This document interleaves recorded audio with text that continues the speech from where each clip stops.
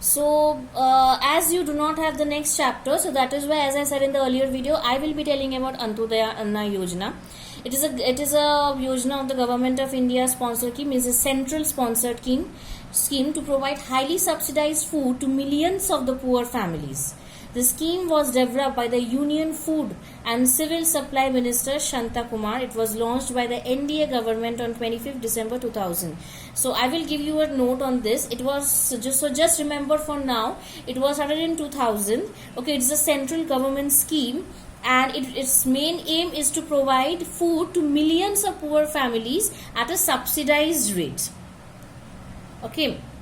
After identifying the poorest of the poor who are living below the poverty line, the government will be providing them an opportunity to purchase 35 kilos of rice and wheat at a subsidized cost of rupees 3 per kilogram of rice and rupees 2 per kg of wheat. So poor families were identified, those who were living below the poverty line, and they will be given 35 kilos of rice and wheat at rupees 3 and rupees 2 per kg. Okay, the scheme has been expanded twice. Okay, so this is Antyodaya Anna Yojana. Okay, so lakhs of families were added under this yojana and has benefited from this. Okay, of distribution of food grains to millions of poor families under the subsidized rate. Okay, now the results. So we studied MGNREGA, we studied PMRY, we studied REGP, SPMGY, SGSY and AAY. So all these you can see are the targeted programs. Target to what? To the rural areas, to the small towns, to the people living below the poverty line. Okay, and why are they targeted? I have already discussed in the earlier lecture that the benefits, the advantages of economic growth they were not able to enjoy that, as they couldn't directly benefit from that. So that is, and agriculture sector was not growing that much. So that is why these programs were brought about by the government to reduce the poverty level in the rural areas and the small towns. Okay, so moreover there has been a lot of overlapping of schemes. Now the results, what were the results of these programs? The result of these programs have been mixed. One of the major reasons for less effectiveness is the lack of proper implementation and right targeting.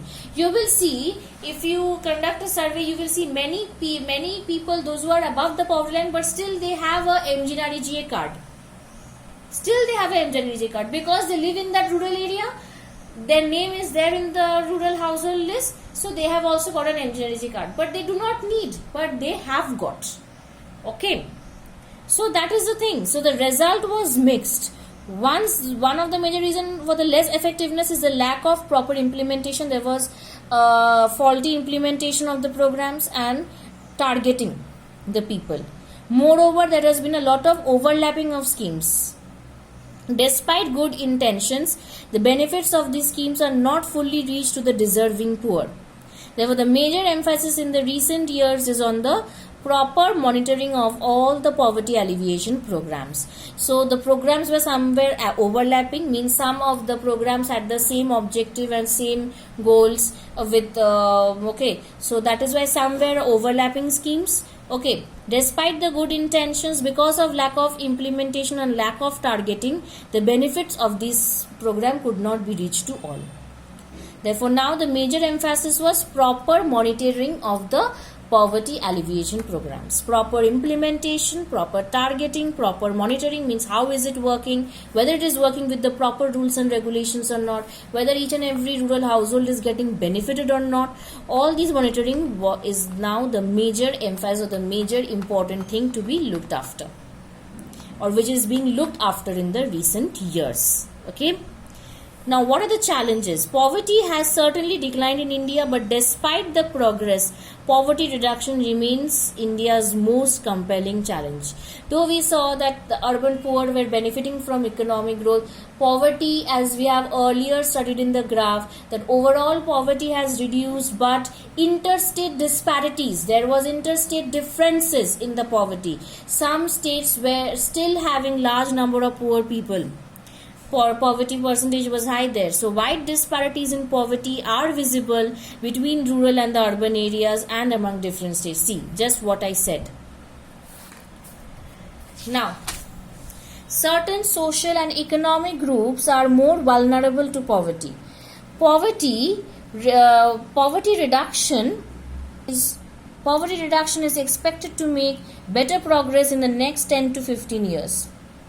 So certain social and economic groups, means SC, STs, tribals, are still vulnerable to poverty. This would be possible mainly due to Now they are telling in the next 10 to 15 years, the poverty reduction is expected to make better progress. Why? Because due to the higher economic growth, increasing stress on universal free elementary education, declining the population, increasing empowerment of women and economically weaker sections of the society. So obviously if the women are empowered, there is an extra income in the household along with the male person, and thus the standard of living of the family improves. And that is why, for the same reason, MGNREGA also kept the criteria of 1/3 of women population has to be had under that program. So why they are saying that India will benefit? Because it would be possible, because now the programs are targeting not only on the proper implementation of the program and proper targeting of the people, but also on higher economic growth, increasing stress on declining population growth, increasing empowerment of women, and also targeting the economically weaker sections of the society. So the official definition of poverty, however, captures only a limited part. It is about a minimum subsistence level of living rather than a reasonable level of living.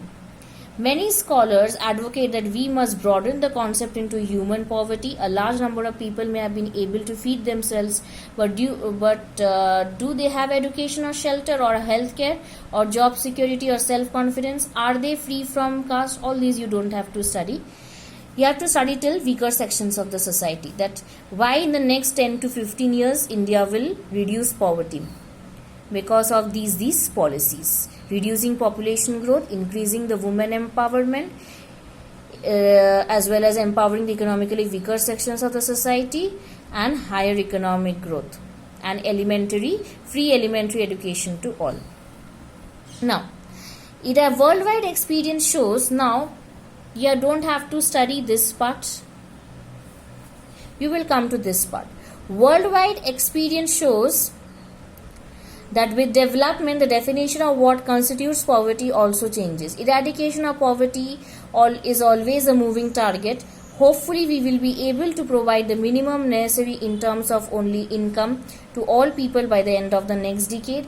But the target will move on for many of the bigger challenges that still remain: providing health care, providing education, job security for all, and achieving gender equality. These will be even bigger tasks. So not only eradicating poverty, but providing education, providing health facilities, achieving gender equality, and providing security to all are still more bigger targets which have to be achieved along with poverty.